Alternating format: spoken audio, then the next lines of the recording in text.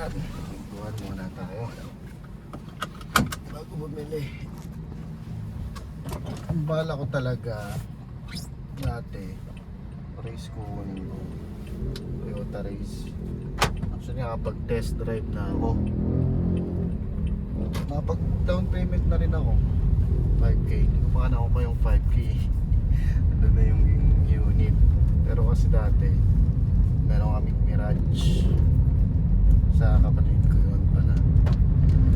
Ngayon na bata kasi nga nag-pandemic, so sabi ko baka hindi ko kayanin yung monthly.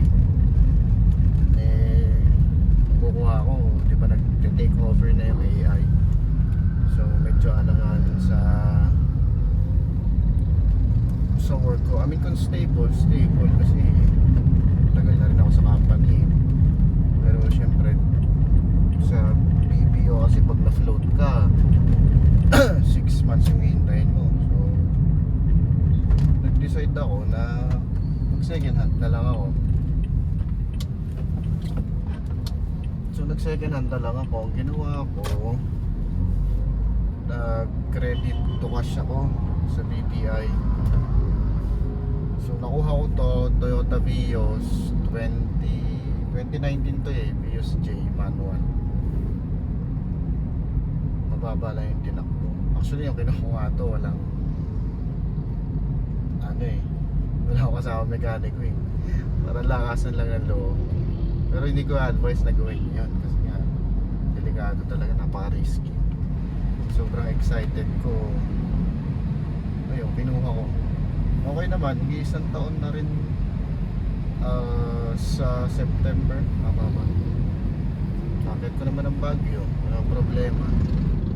Ang naging issue lang nito yung shock, which is normal naman. Kasi nga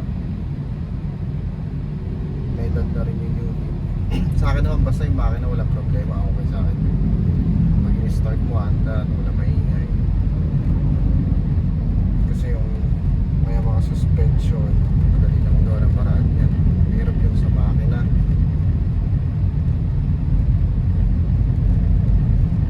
And then pagka ako sa inyo, may advice ko sa inyo, kung kuha kayo ng second hand, huwag kayo mag-financing, i-cash nyo na lang.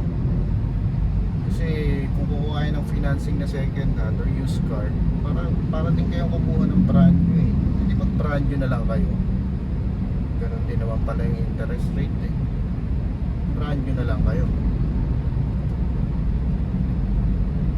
Ang goal ko kasi talaga dito pansundo ko lang Pero pagkatapos to, bala kong kumuha ng gusto ko pang high ace naman, service pang family.